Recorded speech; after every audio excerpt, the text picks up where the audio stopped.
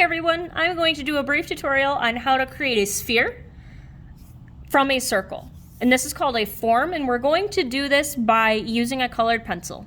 Normally I would have you use a pencil, but the reason that we'll be using a colored pencil instead is because of the waxy nature of a colored pencil. This makes sure that you don't just smudge it to create the soft edges. I am going to teach you pencil control and how to get that soft look without using a Q-tip or a blending stump or anything of that nature. So we're going to use it straight from the pressure that we apply.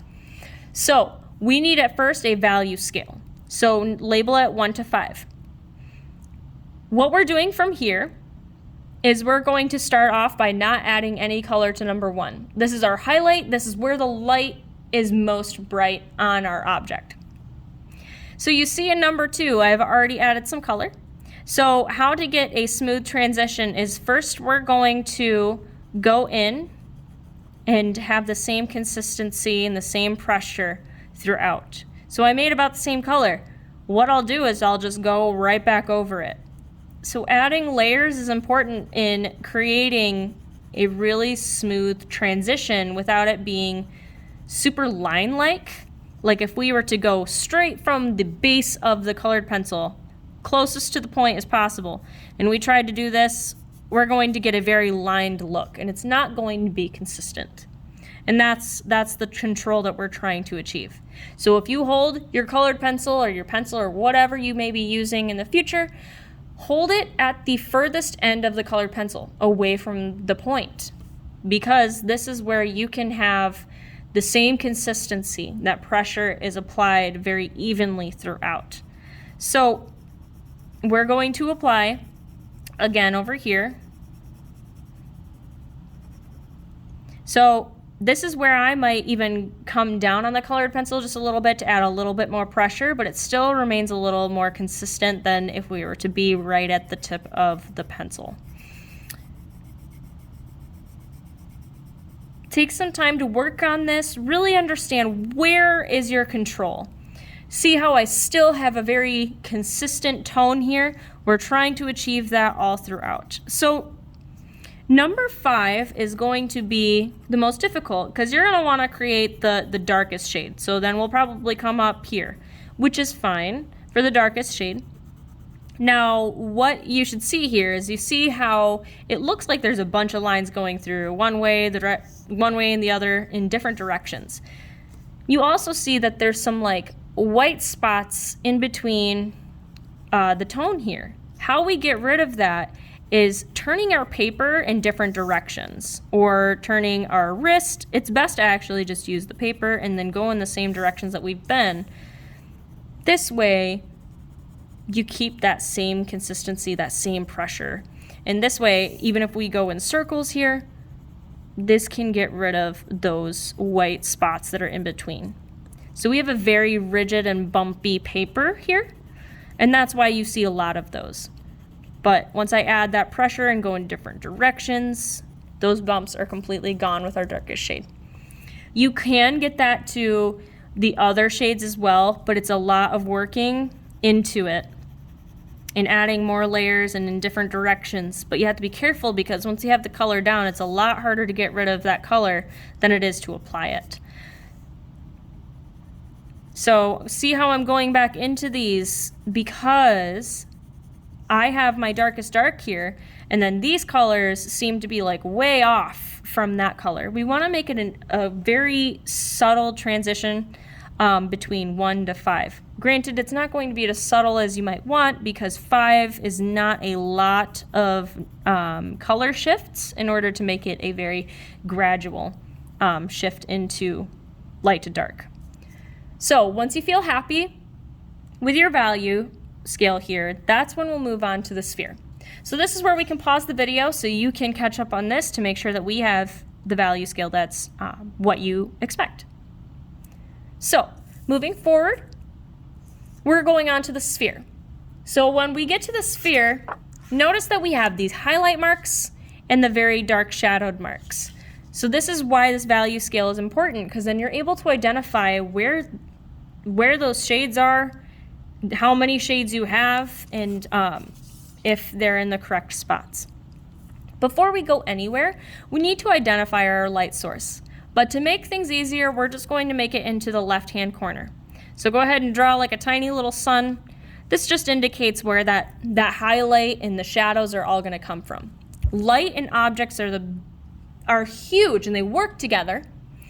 So how you make that work is if you even wanted to draw out like the rays of where the light would come from, maybe this is a lamp instead. If it would be a sun, it would overarch everything. But we're going to pretend, and it's only coming out this way. Okay?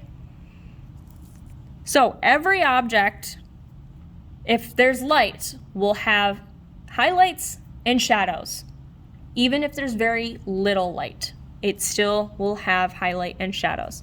So you can follow along with how I'm drawing in the shapes here if it helps you. If you don't want to make it just because it can create some lines that you don't want to erase later, that's fine as well. But if you gently take your pencil and apply some ovals here, this will help you give a base of where all of your shades should go. Notice how I'm rounding all of this out. It's a sphere, so it's going to be round in nature, and you're going to have to make sure that those lines are there, or rather those shifts. Because if we were to make it just straight lines, it wouldn't make any sense, and it wouldn't look like a sphere at all. So if we were to number this like it's a color by number, this is shade 1. This one right here will be shade 2, 3, 4, 5. Now, we have this one right here. You might think that this would be like a shade 6 or something like that, but it's not. This actually would be a shade 3. And the reason for this is because we have our light source. This light source will actually hit the ground that it's on. So of course it's going to need a shadow. We'll get to that in a second. But that light source will hit that ground, that table, wherever it's sitting, and reflect back up to the sphere. So this actually isn't a large piece of that sphere at all, but it's enough to have that reflective light. This actually will help create the depth to make it look like a sphere or a ball or however you want to go about it. So that shadow, every object will have a shadow. Even if it's floating, the shadow will be even like lower down here or whatever, but no matter what, it will be there. Otherwise, it looks kind of off. So if we make our shadow, so here's where that ball touches the ground. We're only going to come up just a little bit on that curve, kind of where that 3 mark starts right here, okay? Then we're going to round this out and make it an oval. Now, you might ask, why is it an oval and not a circle? It's because light will disorient, or rather distort, that's the term. Distort the image that's casted. So it turns into an oval.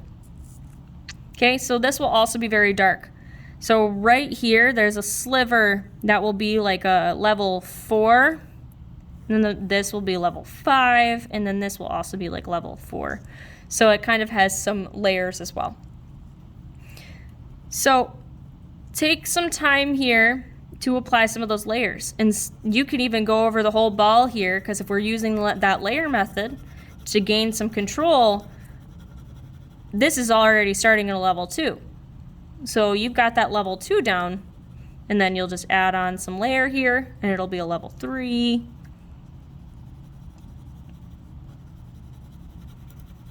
And then 4, 5, and so on. So if I am going to add a darker layer here, notice how it's starting to come to life just a bit. But I have a lot more transitioning of shades to do here. Notice how this is not even remotely as dark. This will help you understand, how far am I taking this? Am I doing just some midtones and leaving it at that? You need to have that really stark contrast between the really light and the really dark. So take some time, turn your paper, make it go upside down, do whatever, make it do tricks. I don't care. Just apply that color and watch as your circle slowly evolves into a sphere. This takes some work. You're going to have to apply some extra time that you might not do on some projects even. Take some time with this. Shading can be a long process, but once you've got it down, it can become really soothing. And you can also see something like come to life right before your eyes. So notice how this has been coming to life little bit by little bit. So you'll do the same to eventually get this as a result. Just a reminder, resulting and see how that's lighter. It's light like this, and then it has the shadow. All right, and that's all for this tutorial today. Let me know if you have any questions at all, and thanks for watching.